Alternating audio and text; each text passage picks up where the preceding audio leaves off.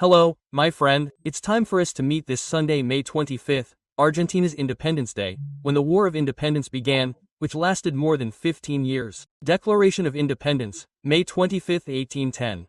Brazil also had a War of Independence in Bahia until the expulsion of the Portuguese only the following year, in 1822.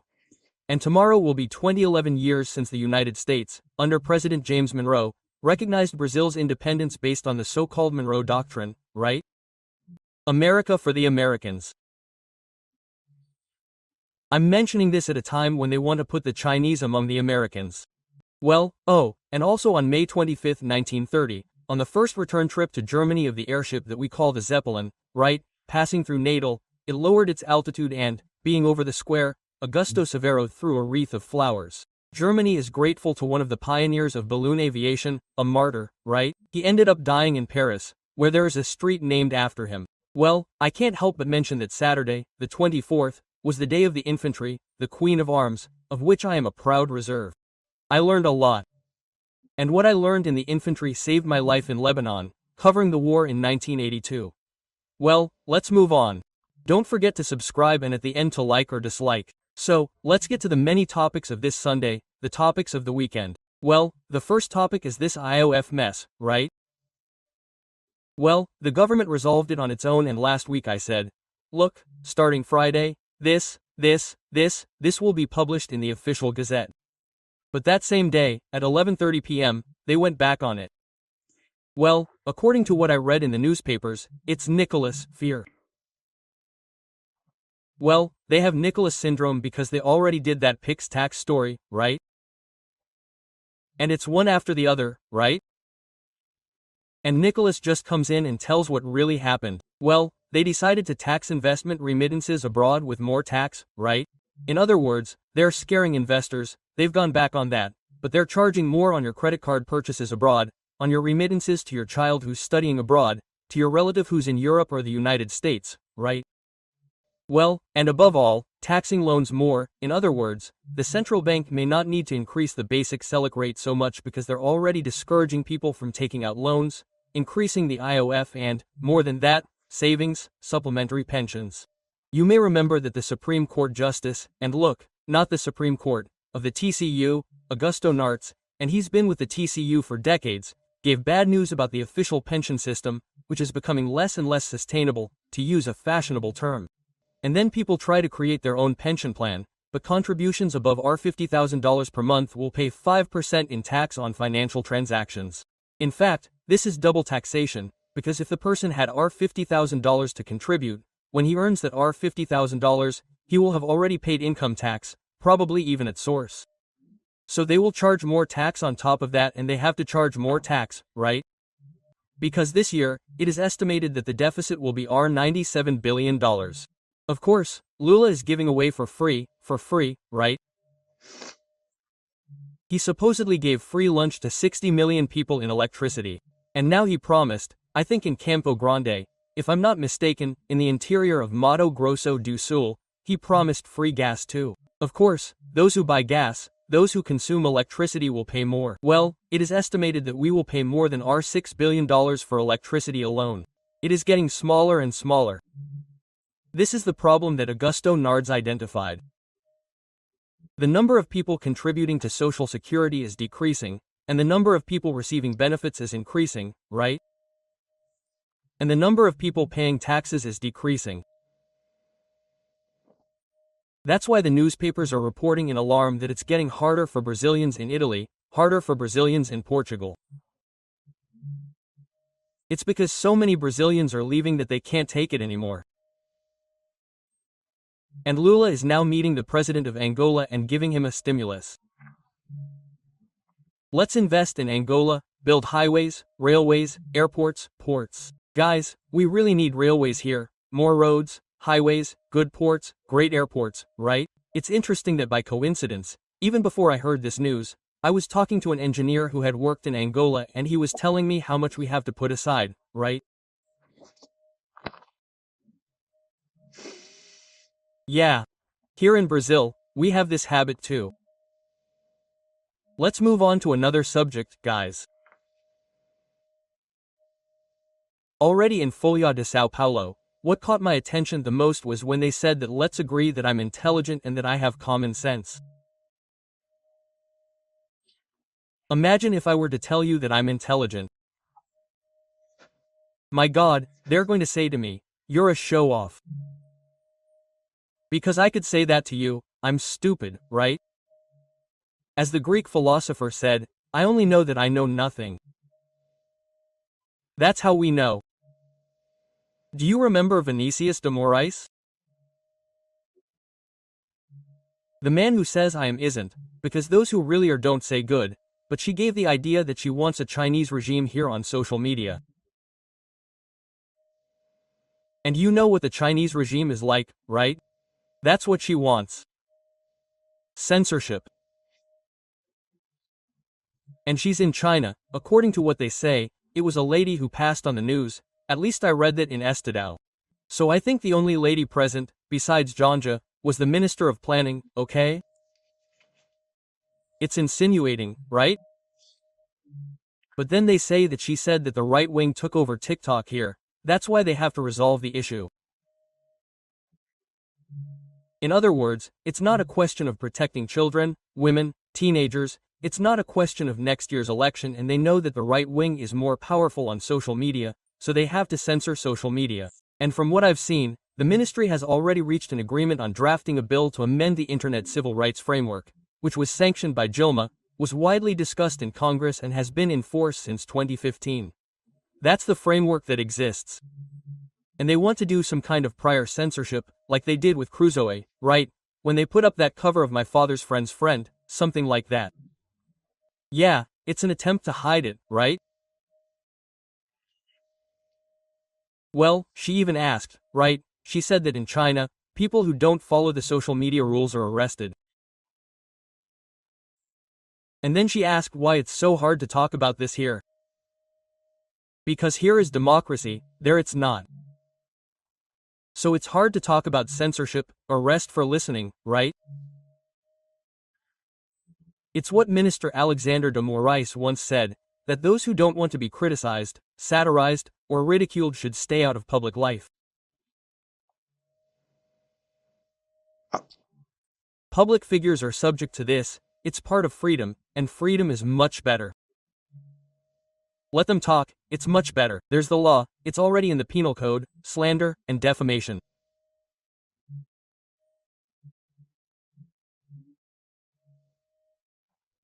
Now, I see in today's editorials, in the two main newspapers in São Paulo, among the main newspapers in the country, Estadão and Folha de São Paulo, horrified by the censorship imposed on a reporter, and Zero Hora, which revealed the scandal involving the paycheck of a judge from Rio Grande do Sul.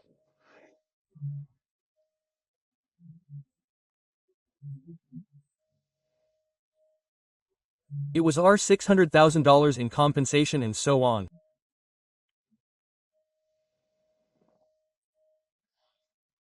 And the editorials of both newspapers are lamenting this.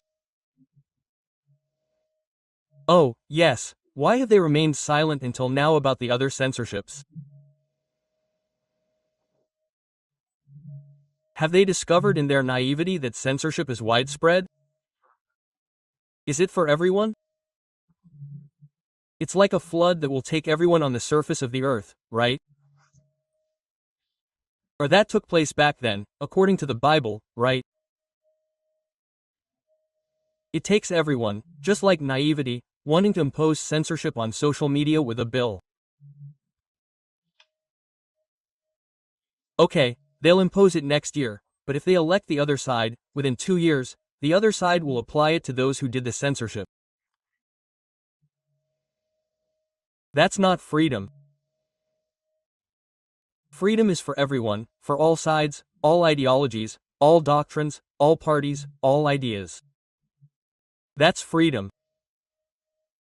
Besides, applying what we have in China here is not possible, because the Constitution says it's forbidden. You know what the Constitution is, right? There are people who don't know anymore, they've forgotten.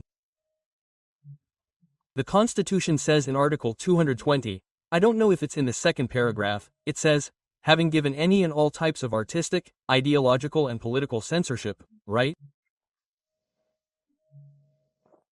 And the penal code is there to prosecute someone for slander.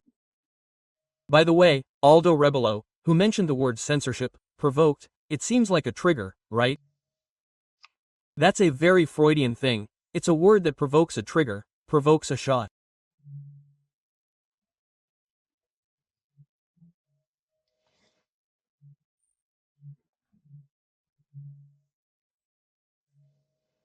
Minister Alexander de Moraes reacted immediately by threatening Aldo Rebelo, this nationalist Democrat, the greatest defender of the Amazon that we have today, whose national admiration is a unanimous issue, with arrest, because the judge decided to interpret what he was hearing from the witness.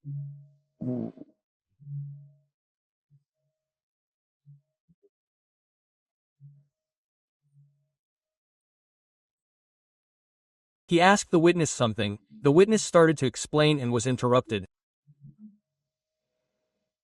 It's also tactless. That's why I said how good it is to have career judges, because a career judge knows very well that it's good to let the witness keep talking, because they can tell relevant facts that hadn't even been asked, right? But he interrupted and he replied that look, I'm interpreting the facts, no censorship. And when he mentioned censorship, he fired.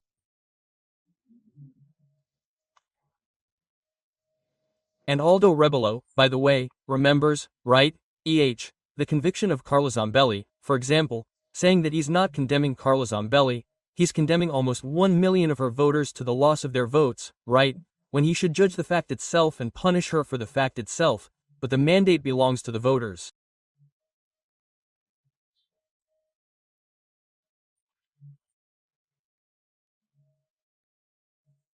That's why there's Article 53, which says that they are unaccountable, inviolable by any words, because it's not the person and it's not the representative, it's the represented, the thousands or millions of represented who are the source of power.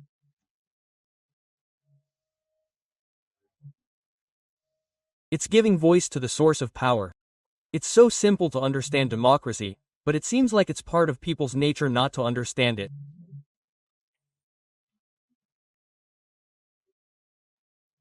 Right now, these left-wing lawyers, so-called prerogatives, have taken action against the Attorney General's office against Congresswoman Bia Quises, because she spoke about changes in the Constitution and Justice Committee, in the Ramajam and Alexander case.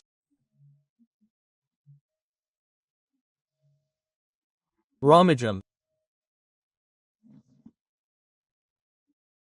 Oh, so just look at what the deputies and lawyers are saying, that what she said, everything, her explanations go beyond the limits of freedom of expression and parliamentary immunity.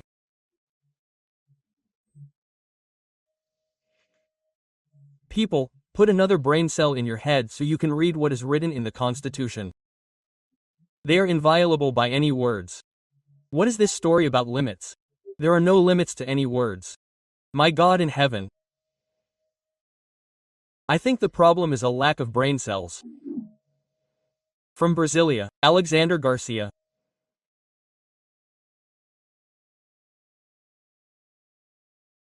Hello, my friends. It's time for our meeting this Tuesday, May 23rd. Have you ever wondered why one of Sao Paulo's main avenues is named May 23rd? And the largest obelisk in the country, the Ibirapuera obelisk, faces May 23rd.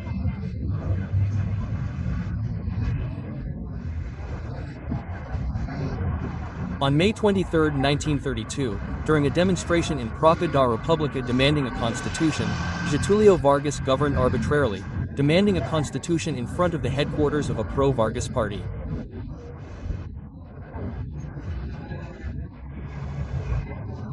From the windows, militiamen armed with rifles, machine guns, and grenades fired into the crowd. They killed 4 students, Martins, Miragaya, Traucio, and Camargo. MMDC.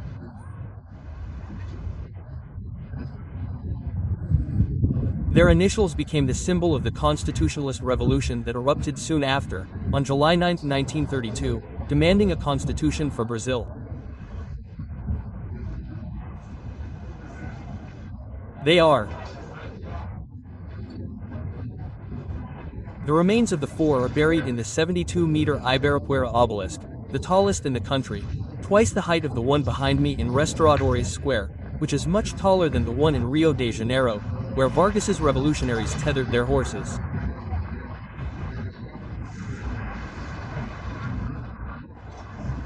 The names of the four are in the Pantheon in the Three Powers Square in Brasilia.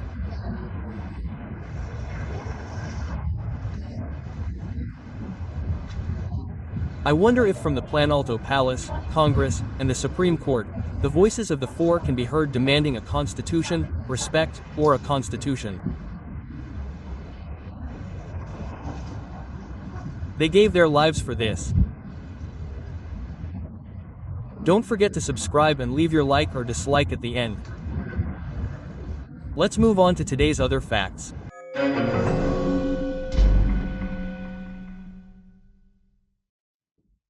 Próximos três poderes, vizinho, panteão, onde estão inscritos os quatro precursores da And in the Revolução Praça dos Três Poderes, next to the Pantheon, where the four precursors of the constitutionalist revolution are inscribed, Justice Moraes ruled that Daniel Silveira must go to jail because the Supreme Court revoked the pardon granted by the President of the Republic, contrary to Article 84 of the Constitution, which states that it is the exclusive right of the President of the Republic to grant pardons and commute sentences.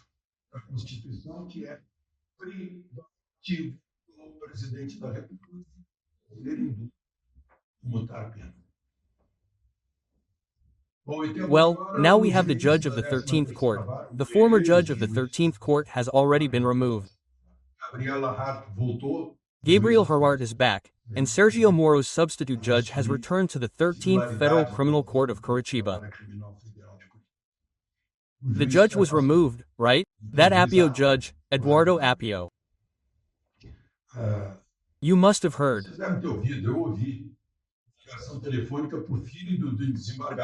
I overheard a phone call to the son of the judge of the review court, in the second instance of the federal court in Porto Alegre, from the TRF4, Regional Federal Court 4. The son is of Judge Marcelo Malutelli, João Malutelli. He got a call. He was at the table having lunch or dinner. He got a strange call from a guy who identified himself. It was like, well, it's a name like that, well, pretty easy to make up, right? Hey, Fernando Pinheiro Goncalves, right? I'm Fernando Pinheiro Goncalves, from the healthcare field and I don't know what else. And there's a history of income tax for dependents, medical expenses, a bit of a mess. And he asked, wait a minute, but why are you calling me? Do you want to talk to my father? Oh, no, I wanted to talk to you so as not to bother your father, who is a judge, right? Things like that. It's all very strange, right? But he revealed himself completely in the final sentence, right? So much so that he hung up when he realized he had completely slipped up. And the final sentence says the following, well, sir, are you sure you haven't been up to anything? Then he fell, right? He was full of good intentions. He says he had an income tax credit and such. And then he made that threat, certainly within a framework of blackmail, right? Quote, the judge was removed. The federal police discovered that his IP address in the IT department had consulted his son's personal information, right? That's where he obtained the phone number, including that of the judge's son. The judge's son is a lawyer, right? He works in a law firm and is a partner of Sergio Moro's wife, right, who is now a congresswoman. It all has something to do with it, right? There's a past like that, the money launderer TLA Durante, who worked for Odebrecht and fell into the Lava Jato scandal, right? And he's arrested, isn't he? Well, anyway. He's been removed. He said he has nothing to do with anything, that he knows nothing.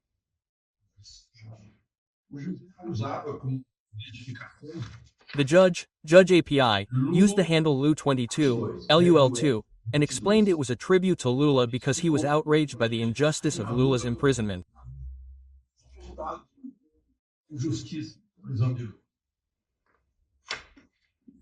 It's not even worth remembering that a judge has to be impartial, right?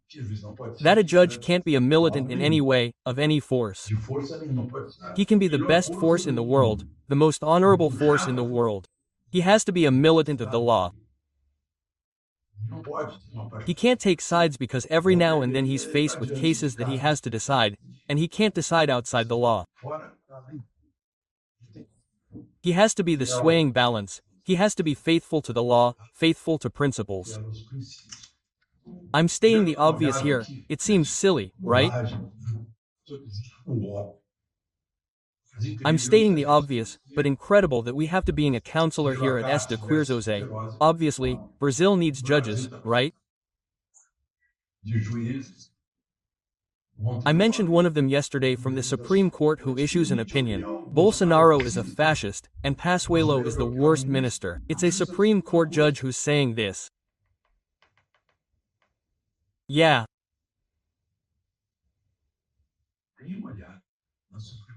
Take a look at the Supreme Court of the United States or Germany. They're models.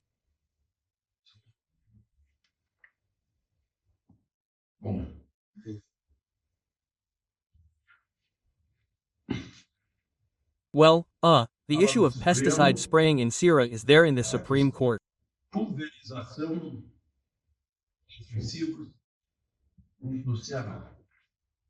The Assembly passed a law banning it throughout the state of Ceará. This means a delay in Ceará's productivity, right? Ceará is just now discovering agriculture, right? Spraying with agricultural aircraft. I don't know how many there are in Brazil, but there must be thousands. And the National Confederation of Agriculture went to the Supreme Court to declare this law unconstitutional. But it seems they already have 2 votes from Rapporteur Carmen Lucia and Dilmar Mendes confirming the law.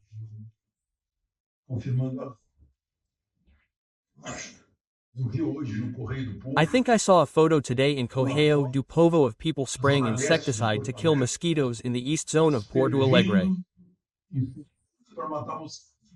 Dengue fever or the dengue mosquito kills people, right?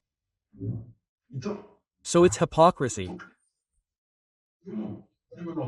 They gave a Nobel Peace Prize, if I'm not mistaken, to Norman Borlaug because he put pesticides on crops and saved the world from the theory that the world would die of hunger. There would be wars over food, right? And agricultural production grew, creating food for everyone, killing the little critters that would hinder production, right?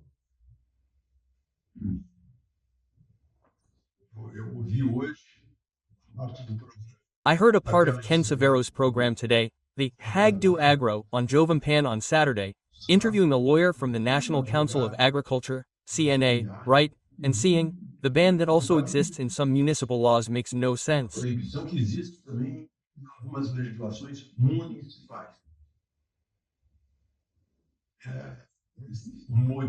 Well, this fad is a harmful fad. The other fad is to think that it's organic, right?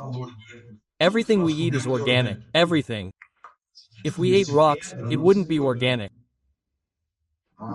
Water, if it didn't have microparticles, it wouldn't be organic, it would be inorganic, right? If it were purely H2O, it would be inorganic. Everything else is organic, isn't it? Fads. And we have to put up with fads, including the real meaning of words, right? The meaning of organic. What is it?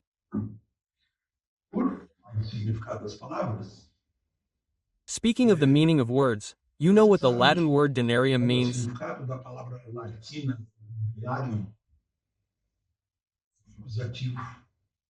It's the accusative of a silver coin from the Roman Empire. Denarius, money gave money. Denarius gave money. Why am I saying this?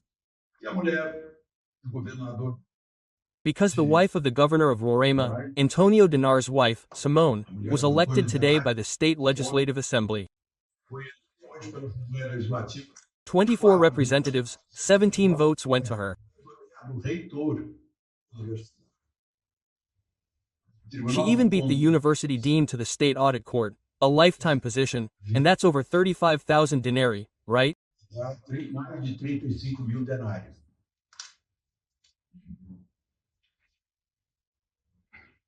Yeah, that's the country we see, right? O país que a gente vive. Fico me perguntando desses quatro I keep jovens. wondering, what would those 4 young people back on May 23, 1932, say about today's country? De hoje. Well, there are 2 more here. Well, BR has invented a new way of setting prices. Nova maneira de tomar preço.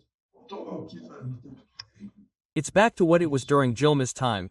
Political, demagogic, populist pricing that ended up putting Petrobras in debt, almost bankrupting Petrobras, right? Quase quebrou a Petrobras. Because there was, on top of that, a lot of corruption, and now it's back. Agora está de novo. There's no way we can avoid paying this price. Talvez hoje a gente seja feliz da Maybe vida. today we're happy that fuel prices have been reduced, right, and gas, but there's no way we can handle it. Mas não tem como se aguentar. And it's impossible, right? Contraria as leis de It goes mercado, against market laws, economic laws, and we'll pay the bill sooner or later. mais cedo, mais. Gente, The former governor of Acre, former Senator Jorge Viana, was appointed by Lula to be the president of Apex, the agency that stimulates exports. estimula as exportações. Porque, diz o regulamento dela, But its regulations, its statutes, state that the president must know how to speak English, because to negotiate exports with the world, the common language is English, and he doesn't speak English. ele não sabe inglês. Isso já aconteceu Well, com this Ricardo already happened with someone appointed by Bolsonaro back then, and he was removed too.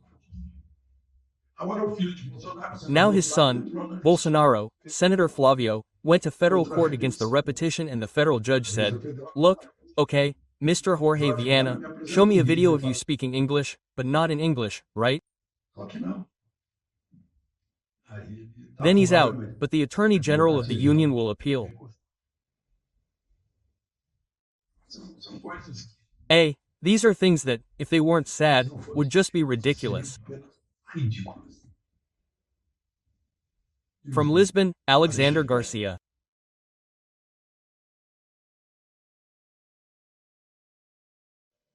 Hello, my friends. It's time for our meeting this Sunday, January 30th. On January 30th, 1882, one of the greatest presidents of the United States was born.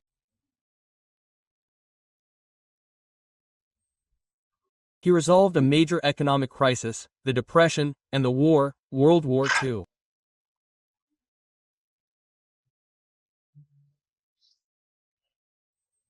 Franklin Roosevelt took office in 1933 and was re-elected until 1945, when he died in office in the middle of the war.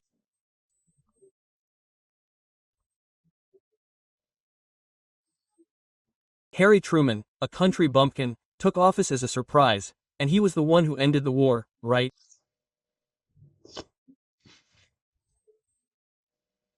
And on the other side, on January 30th, in 1933, he assumed the leadership of Germany.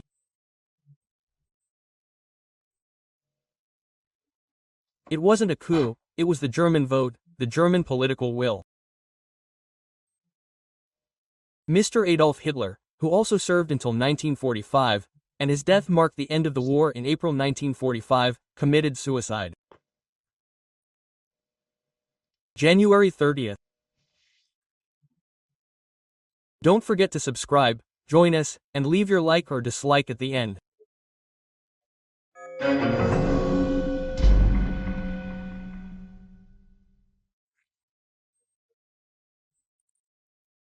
Well, today's first topic is the President of the Republic, who was summoned, with the full authority of Minister Alexander de Moraes, to testify in person at the federal police regarding the leak of an investigation into the hacking of a ZA computer.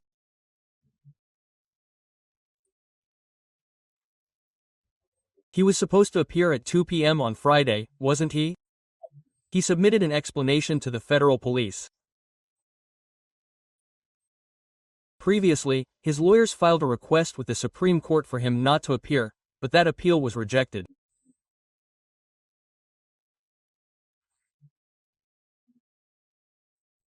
He then justified to the federal police that he was exercising the right of absence granted to those investigated in Lavajato by a Supreme Court decision, arguing that this would go against the principle that no one can incriminate themselves, right?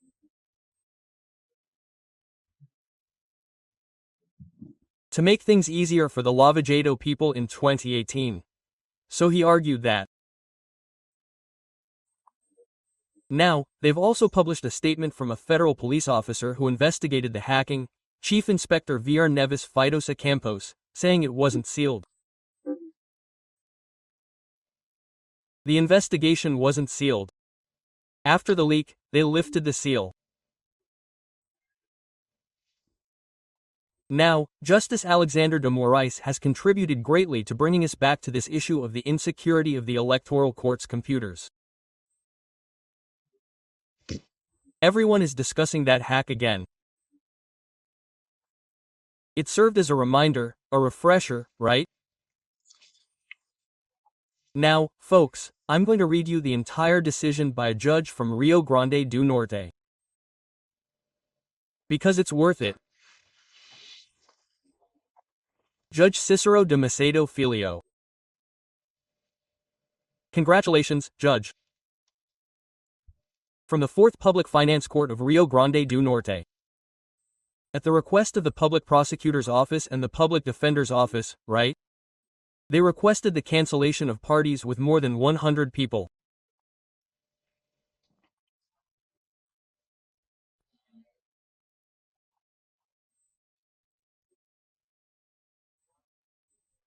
He then responded that what draws this judge's attention is that, in this pandemic environment, where in other parts of the world governments, scientists, researchers, doctors, and so many other professionals communicate to act and make decisions about their actions, in Brazil, it is the judiciary that has been called upon since the beginning of the pandemic, and increasingly so, to act as if it were the government.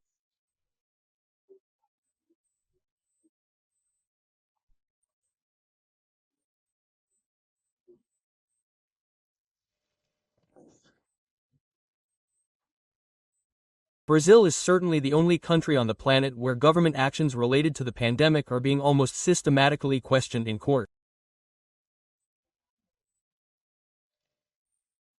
It's as if the judiciary were acting as the government itself.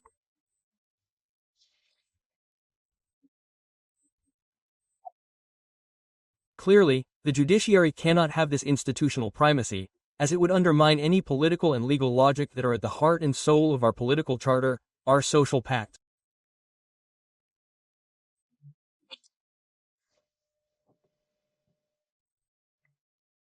A judge wrote this decision, Judge Cicero de Macedo Filho.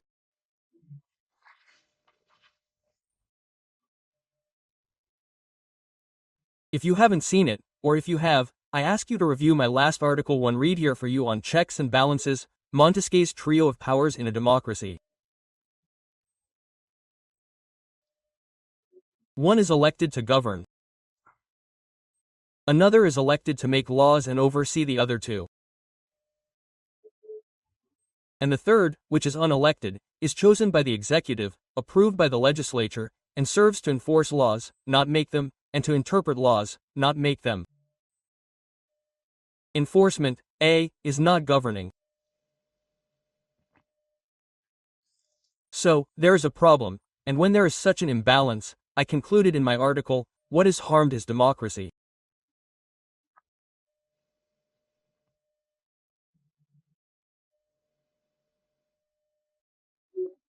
The Senate has the opportunity to correct this, but Mr. Rodrigo Pacheco seems to be sitting on several requests to know what's going on with this systematic interference, as the judge says.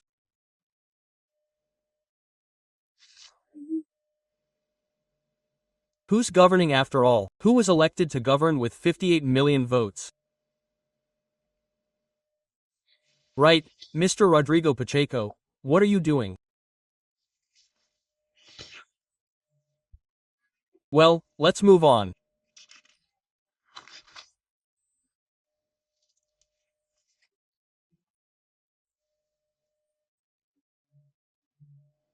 So, on Friday, former Judge Sergio Moro revealed, well, pressured by the Federal Audit Court, TCU, the Public Prosecutor's Office, and the attempt to create a Parliamentary Inquiry Commission, CPI, what he earned in 12 months working at that American law firm that handles the judicial administration of Odebrecht, O's, and Galvão Engenharia, he earned $5,000 per month in dollars and a bonus of $150,000.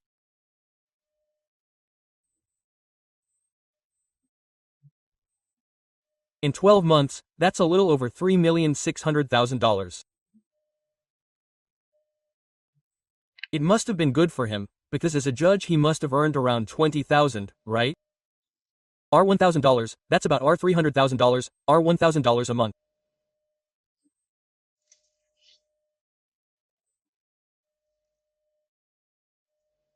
Then I remember that when his marriage partner proposed that he stay on to be appointed Supreme Court Justice, he replied, "I'm not for sale."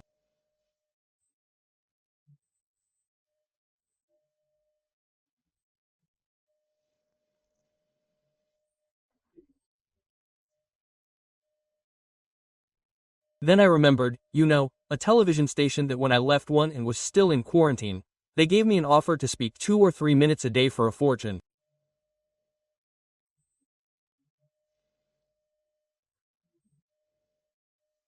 So, I didn't talk about it anymore. I thought it was too much. We're suspicious, right? When the promise is too big, we're suspicious.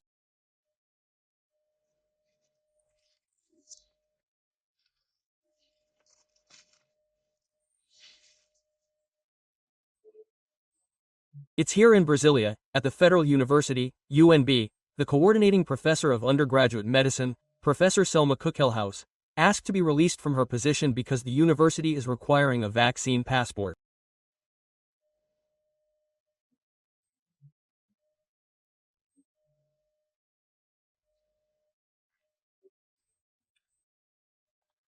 She argued in a written letter, saying she wouldn't take it because it was an experimental vaccine, which doesn't provide immunization or prevent infection, as seen in practice, and that she would wait, because she's not against vaccines, right?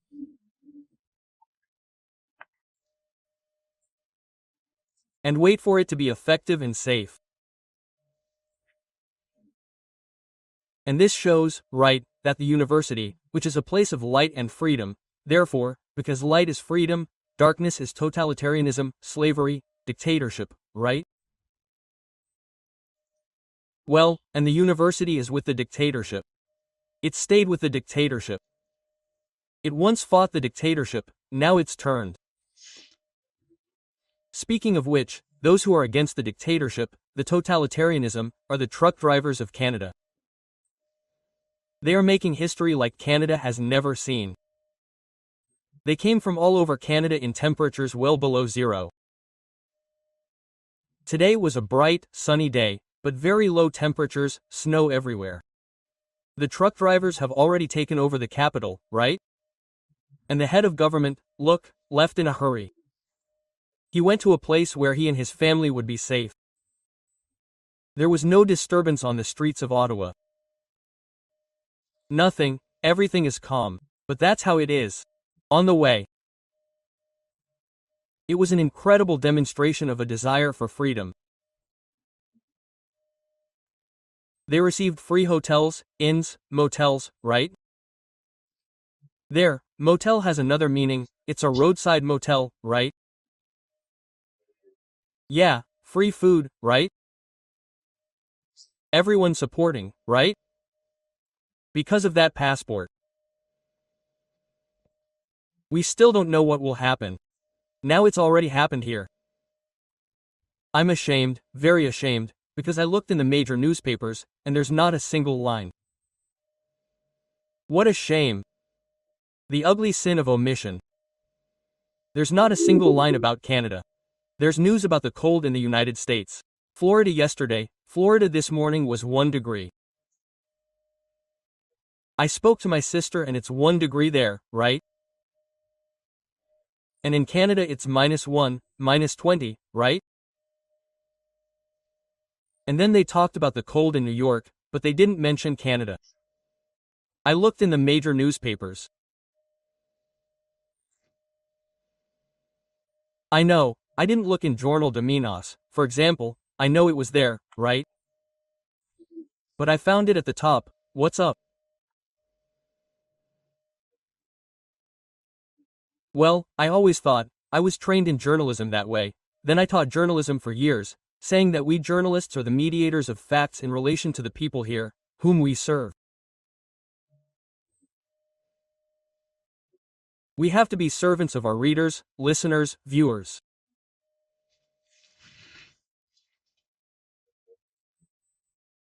Well, folks, this was one of the topics of a lecture that gave me great satisfaction on Saturday to the community of nations at IPCOL here in Brasilia, which was packed.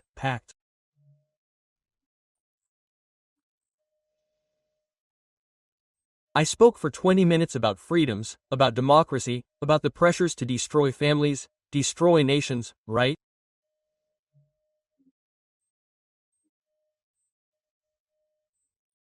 And then I participated in a conversation with former U.S. Ambassador Todd Chapman, and Bishop J.B. Hey, from the community of nations, right?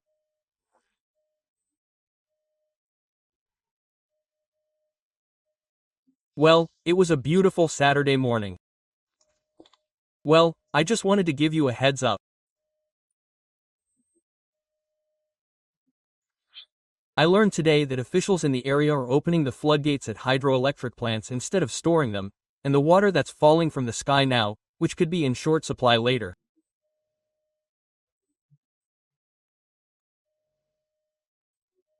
They're opening them, and this person who told me said he even suspects sabotage.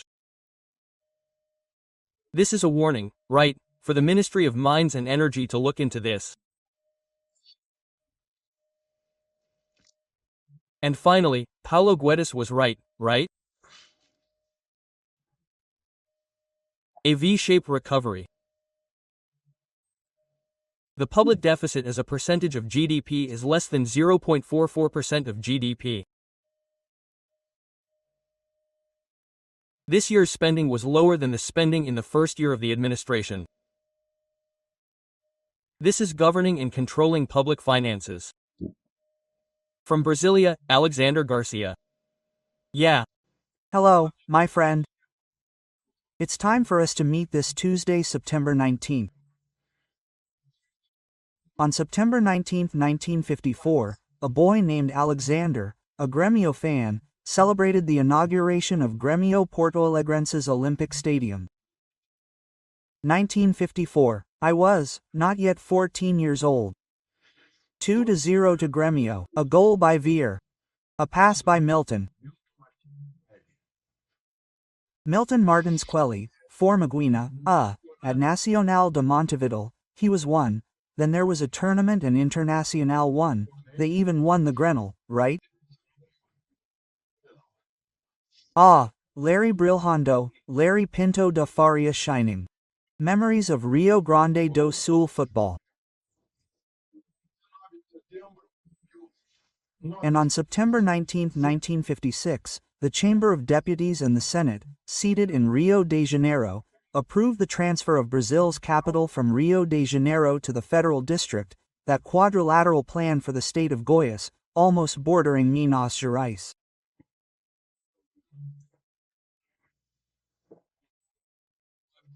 And also, on September 19th, but in 1843, you'll find it strange what I'm about to say, Gaspar Gustave Coriolis, a mechanical engineer, died. What's that? He contributed a lot to his theory of mechanical forces. Add in inertia, add gravity, add the Earth's rotation, and you calculate, right? And they did this calculation in the waters of the Atlantic Ocean to demonstrate that Cabral did indeed reach Rio Grande do Norte and not Bahia. So, let's get to today's topics. Don't forget to subscribe and leave a like or dislike at the end.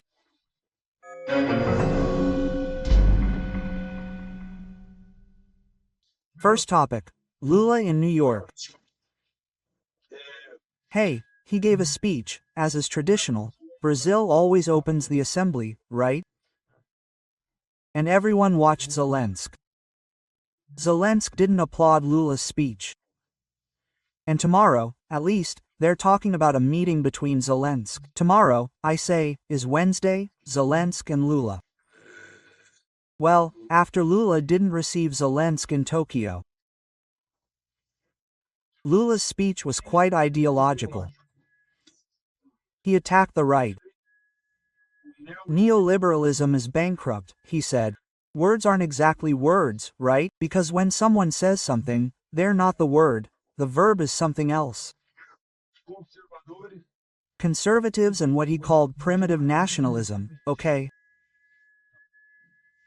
The theory of world government, right? You're condemning nationalism. He defended Cuba and the Ramadan of Palestine before 193 countries and 15 other heads of state. He spoke out against war, right? He criticized the members of the Permanent Council, the UN Security Council, saying they wage war and have veto power when they want to end a war.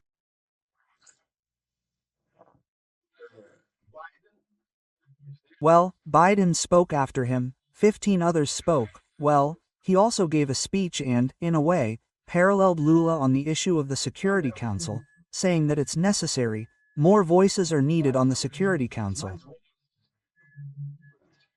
Brazil wants to join as a permanent member, right?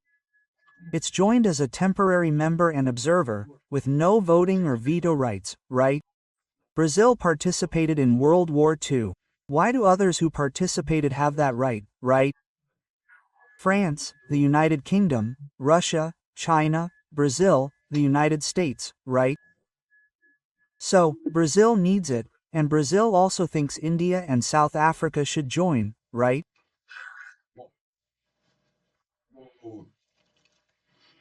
Well, the president is staying at Lot Palace, Lot New York Palace.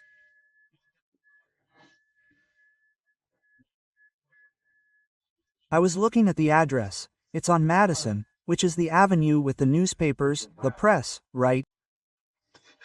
Well, there are many apartments. Lula's is certainly like that, right? The luxurious presidential suite overlooks St. Patrick's Cathedral, which is on Fifth Avenue, across from Rockefeller Center. And then there's also a view of nearby Rockefeller Center, right? Hey, you're enjoying it there, right?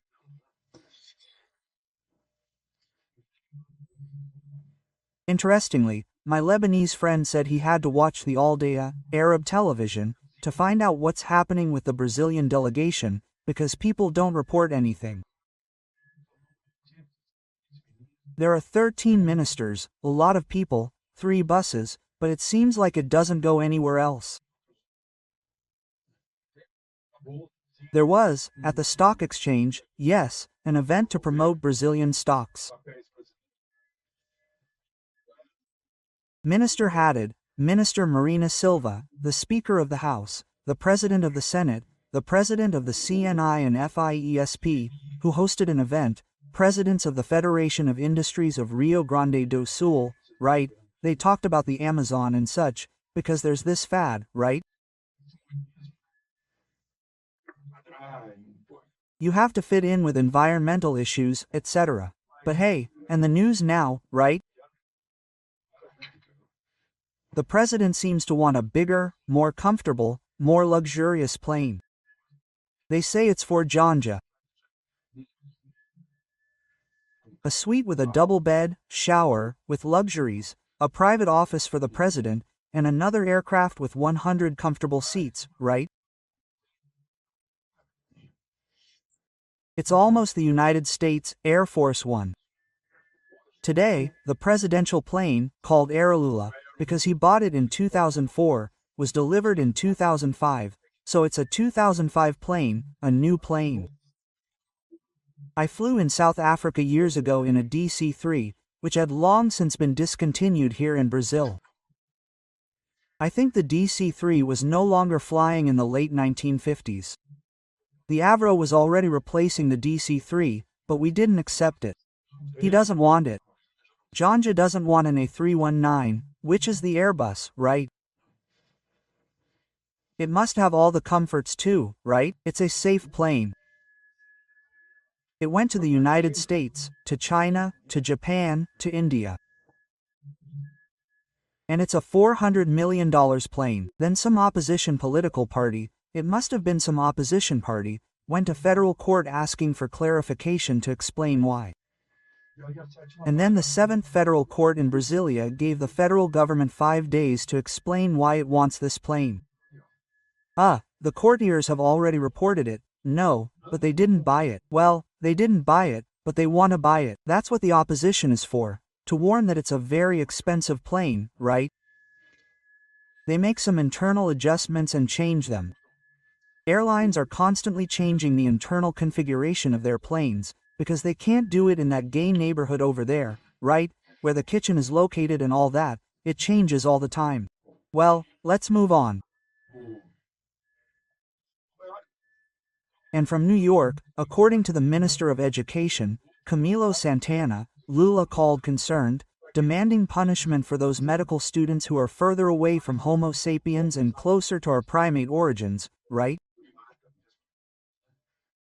They dropped their pants and made obscene gestures at the girls playing volleyball in São Carlos.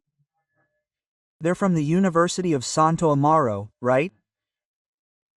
And it says they've already been expelled, but it also says the minister who requested it, that Lula requested more punishment, actual criminal punishment. Look who's asking for this. Either the interested parties, the chins, or the public prosecutor's office acting on behalf of the people and the law, right? It's not the President of the Republic, right?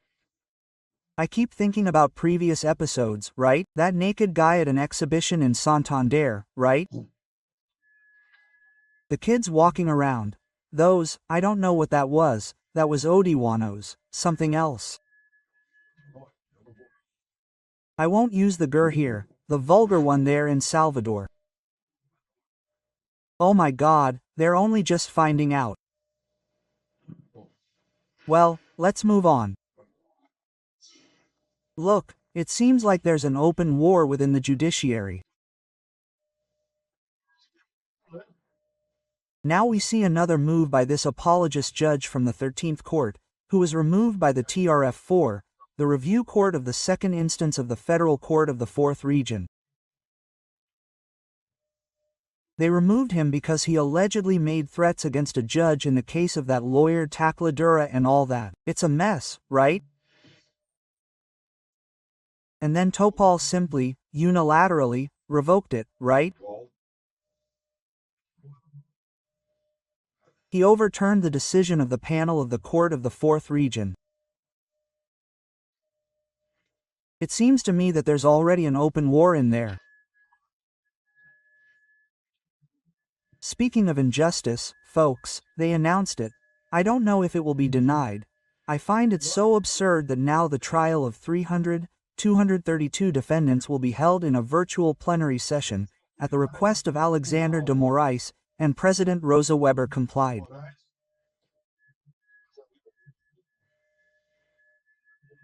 It's almost the secret vote Lula wants, because he doesn't have to justify his vote, nor will there be oral arguments from the defense.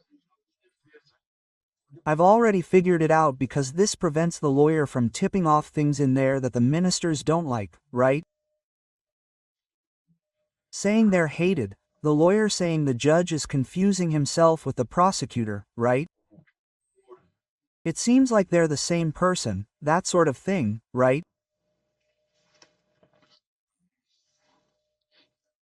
Well, and then I don't think even Franka Kafka would have imagined something like that. Then it's impossible not to remember Section 37 of Article 5 of the Constitution, which deals with fundamental rights.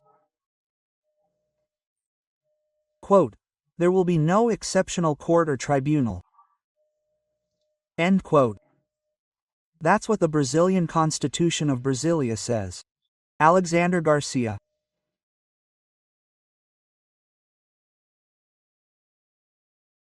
Hello, my friends. It's time for us to meet on Tuesday, May 16th. The date of a decisive battle for the throne of Portugal in the Portuguese Civil War. On May 16, 1834, this story begins with the death of João V, King of Portugal. His successor would be Pedro, our Pedro, who made Brazil independent, but he wanted to stay in Brazil and abdicated the reign of Portugal in favor of his daughter Maria, his daughter with Leopoldina de Al. But his younger brother, Miguel, saw the opportunity and usurped the throne. He was an absolutist. When Pedro realized this, he abdicated the Empire of Brazil in favor of his son Pedro, our Pedro II. In 1831, he came to Europe. Formão's army invaded Portugal. It was a long saga in Porto, where he contracted tuberculosis among the wounded, those who ate poorly, but he resisted. And the final battle on May 16, 1834, was in a town near Tomar. Tomar is the city of the Knights of the Cross of Christ. It was no small battle. 6,000 men on each side, 500 knights on each side, a dozen cannons on each side. And Pedro won. Miguel lost. There were 100 prisoners and 2,900 casualties, almost half of them dead and wounded. Here in Portugal, Pedro is the wise king, the liberator, the representative of liberalism against absolutism.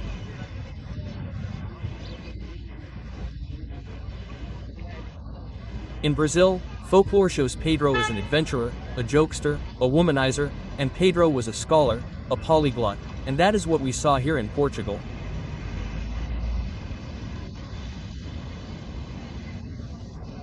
Portugal pays homage to Pedro here, Pedro IV, on top of a column here in Rossel, right in the center of Lisbon.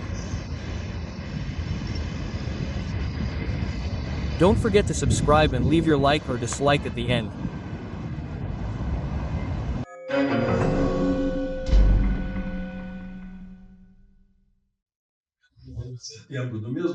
Pedro died in September of the same year of the Battle of Tuberculosis in that bed that I showed you in the palace of. Look at the king, the emperor, the enlightened prince that we had. He knew music, he wrote the independence anthem, right? In addition to other music, he played bassoon, clarinet, cello, right? His tutor in childhood was the vice-chancellor of Coimbra, right? He studied 2 hours a day as the Emperor of Brazil. He knew Latin and German, spoke English and French, right? Well, so that's not all that Brazilian folklore says about him. Well, we tend to undervalue everything, right? Well, look, the Constitution, he left a constitution in Brazil, right? Our first constitution, 1824, a liberal constitutional monarchy. That was his fight in Portugal and in the Iberian Peninsula against the absolutism of the monarchy. And the constitution that he granted in Portugal, he was king of Portugal for a few days, right? Then he abdicated and appointed his daughter, who became Maria I, born in Brazil, who was Queen of Portugal for 20 years in a row. And the constitution he left in Portugal also lasted more than 70 years, as in Brazil. Just to remind us that we have to know that the Constitution is not something from our times, it comes from a long time ago, right? In fact, the principles of freedom come from the letter imposed on John Lackland in England. It's centuries old, right? Well, the big news in Brazil is Petrobras announcing a new pricing policy that is disconnected from international parity. I don't know what will happen with that. What will happen is that starting tomorrow, prices will be lower for gasoline, diesel, and cooking gas. Gasoline and diesel 12%, cooking gas 21%. Could it be a ploy to force the central bank to lower the Selic, thus reducing the risk of inflation? We've seen this before, it's nothing new. It's the politicization of Petrobras prices. It's very bad for Petrobras, right? Well, it's a populist, demagogic fact, and finally, well, Senator Alessandro, well, from the PSDB, from Alagoas, has already called Alessandro Vieira from Alagoas, no, from Sergipe, has already called the president of Petrobras to tell it in Congress, in the chamber. How is he going to do that, right, in the Senate chamber?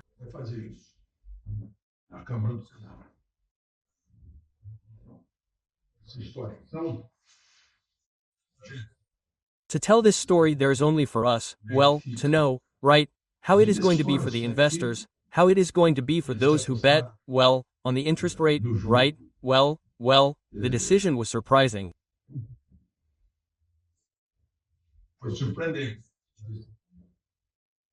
Well, the stock market went up in the price of Petrobras shares, it reached 5%, 3%.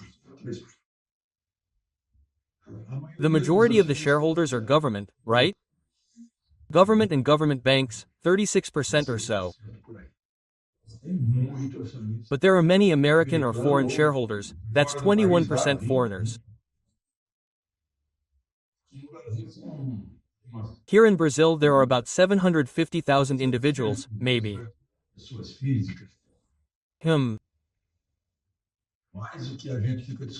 But what we are suspicious of is that Petrobras' autonomy to technically decide prices has ended.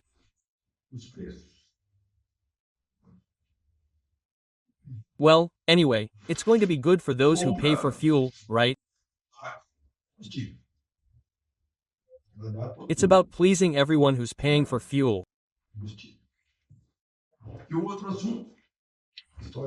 Well, the other issue is this business of the corporate card, because it has now been shown that the current president spent 12 million on his corporate card in just 4 months.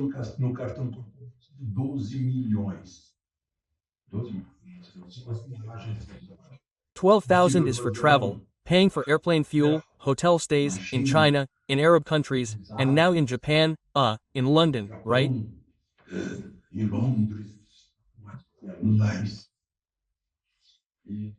A daily rate up there and right at a time when Bolsonaro's corporate card is being discussed, which is zero for everyone, he hasn't even unlocked the card, right?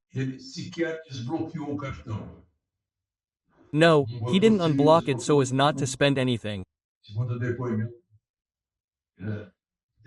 According to the testimony of the eternal spokesperson Fabio Vingarden, who showed that Bolsonaro spent money on sandwiches, pizza, Coca-Cola, he ordered the heating of the Alvorada pool to be turned off, he ordered the lights of the Alvorada to be turned off in places where there was no one, right?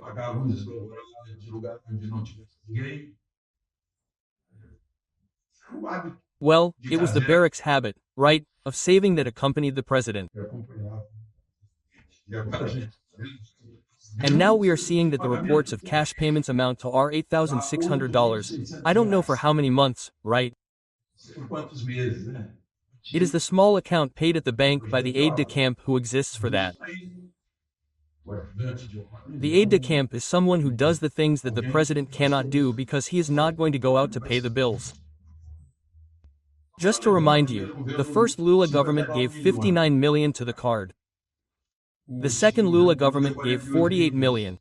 The first government 42 million German marks. We talk about millions, let's remember the dollar in the underwear, right? And there is the person mentioned in the dollar in the underwear who is leading the government. But no, this subject is taboo, we can't talk about it, right? Well, that's kind of funny. Well, another issue that I think is very important, the Federal Regional Court of Porto Alegre of the 4th Region, that is, the Federal First Instance Review Court, well, it cancelled, overturned a decision by the judge from Curitiba, that judge, what's his name? My God. que substituiu Well, Moro na Eduardo Assembleia Apo, who replaced Moro in the 13th Court and who canceled a 14-year and 2-month sentence of Sergio Cabral, because the person who sentenced him was e quem Sergio o Moro. condenou fora Sérgio Moro. And he can't because Sergio Moro is a suspect, so Sergio Moro's sentence is invalid. Let's release Sergio Cabral, who already has 19 other cases, a 400-year sentence. And between us, huh? Just between us. O Sérgio Cabral, Sergio Cabral, with a 400-year sentence, is freer than Anderson Torres, who has no convictions. Oh, yes, Sergio Moro became a suspect because a conversation between him and the prosecutor in Lanhall was leaked. gente, People are making fools of themselves, right? Or trying to make fools of others. fazer os outros de bobo. O juiz, o promotor e com Every judge talks to the prosecutor and the defense, with the defense and the prosecution, including to adjust the course of a trial. de julgamento. Talk. It is necessary to talk. Conversar, meu Deus.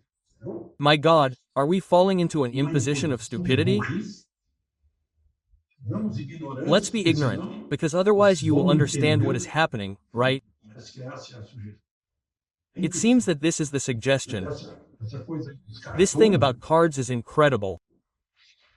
And the people who are making this accusation of our $8,600 are not afraid of ridicule, because this is ridiculous. pagamento de migalhas. It is the payment of crumbs. Do you know what it is? It is that honesty is a bad example for the country. E vamos comparar. Because then we will compare, and by comparing we will find out who is honest and who is not. Seria muito melhor que todos fossem. It would be much better if everyone were crooks, right? Let's equalize at the bottom.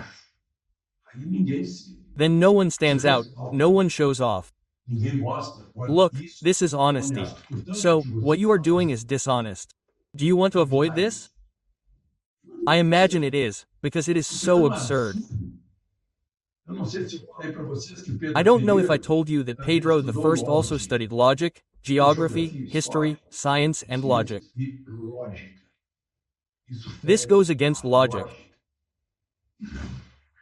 Well, oh yes, look, there's another one now. A Receita informou que as tais joias The IRS reported that the jewelry that was supposedly seized at the airport is exempt from import tax, because it is a gift from the President of the Republic, an official gift. presidente da República, presidente oficial. Do you know what is official?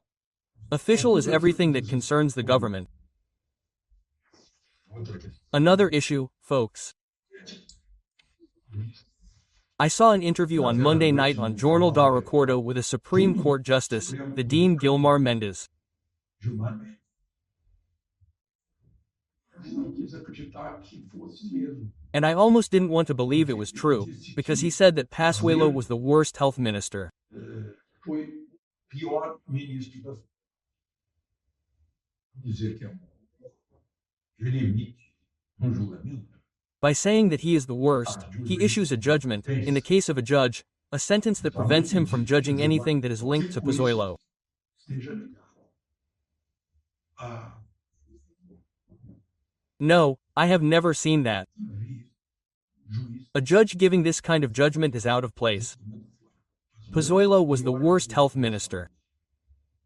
Aliás, eu vi também In fact, I also saw the former Supreme Court Justice, who to this day we still don't understand why he left, Joaquim Barbosa, say that the next justice to replace Lewandowski should be black. eu acho que deveria ser negro.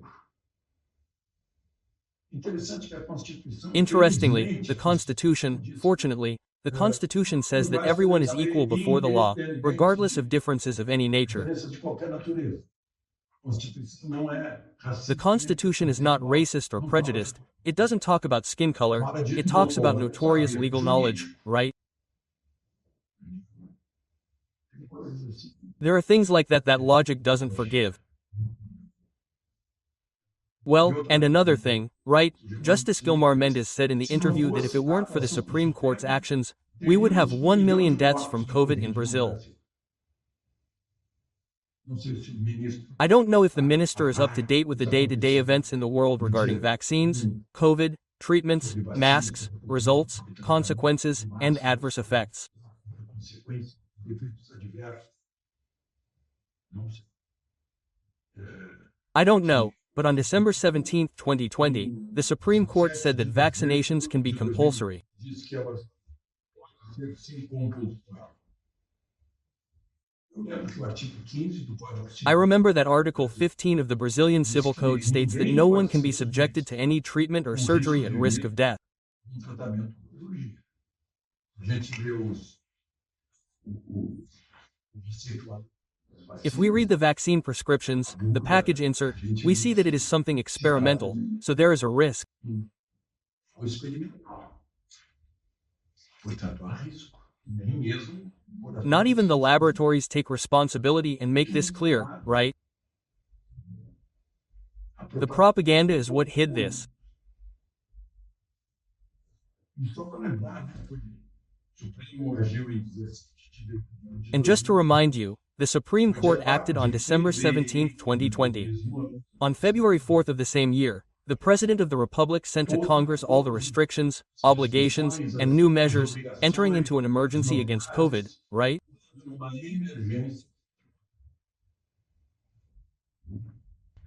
Well, Justice Gilmar Mendes talks about judicial activism, blessed activism. Ativismo.